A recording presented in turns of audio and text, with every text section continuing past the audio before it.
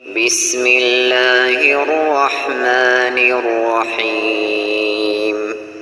Alhamdulillahi rabbil alamin.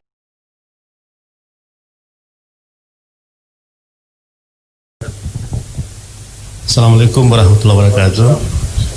Selamat pagi. Jadi begini Ustaz, kemarin juga ada berita viral tentang adanya ikan orfish. Ya, orfish Selayar. Gitu. Ya, di Selayar. Ceritanya ini ya itulah, mungkin wallahu a'lam bishawab, hanya Allah yang tahu itu.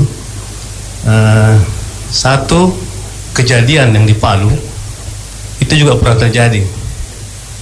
Kemudian gempa yang ada di Chili, Jepang 8,8 itu juga katanya ada orfish. Ini fenomena alam, kita tidak bisa. Wallahu a'lam. Itu. Jadi pertanyaannya, kalau bahasanya orang Jepang, katanya itu pesan dari dewa bahwa ikan ini bisa hidup di kedalaman 1000 meter dasar laut. Adanya pergerakan dalam laut itu, lempengan dalam laut itu mengakibatkan dia naik ke atas. Nah, ini wallahu a'lam.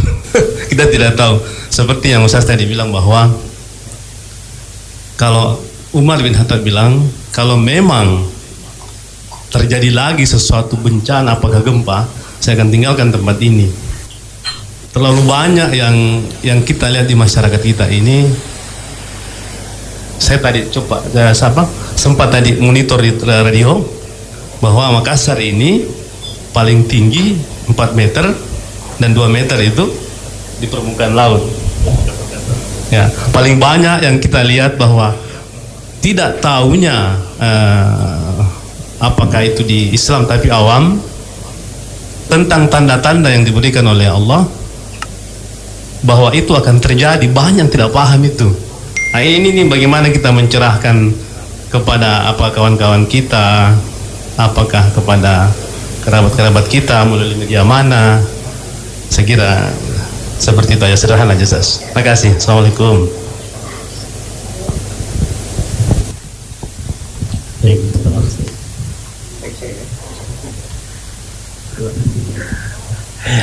Baik, jadi kalau hubungan antara sebab dan akibat itu ada di dalam syariat kita. Ya, jadi dari sebab sesuatu terjadi, akibatnya terjadi sesuatu yang lain. Ada perkara yang dipahami dari hubungan sebab akibat itu lumrah, semua orang paham. Misalnya paku ini masuk ke meja kan dipukul pakai palu. Jadi palu ketika memukulnya pasti masuk ke dalam. Itu kan suatu sebab kelihatan.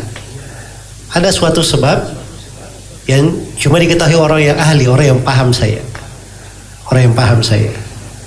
Kalau misalnya di sebagian pintu otomatis itu di setel rekaman suara saya terbuka pintunya.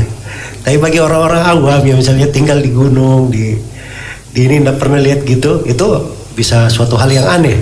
Wah, hebat ini, masa dia bilang buka saja tunduk pintu sama dia. Nah, itu kan begitu bahasanya dahulu. Sama dahulu ya, ketika teknologi baru masuk, wah ini telepon saja itu hal yang aneh bagi orang yang baru lihat, kan begitu. Jadi hubungan sebab akibat ada, tapi tidak semua orang bisa melihatnya. Jadi kalau misalnya ada hubungan sebab akibat, kita berdasarkan dengan hal tersebut, itu nggak ada masalah di pembahasan ilmiah. Tapi itu tadi ukurannya, jangan bersandar kepada sebab. Kita harus tahu bahwa yang mengadakan sebab itu adalah Allah Subhanahu wa Ta'ala.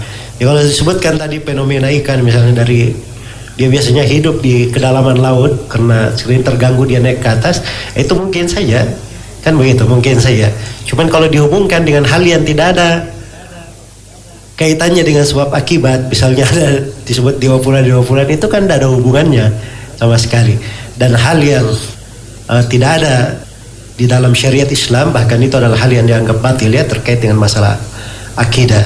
Ya, jadi kalau tanda-tanda yang seperti itu kita mengambil langkah karena sebuah sebab misalnya ada hubungannya dari sudut ilmiah atau sudut kenyataan, kita mengambil langkah itu nggak ada masalah, insyaallah taala. Sambil kita selalu bersandar kepada Allah Subhanahu wa taala. Itu yang paling penting sebenarnya.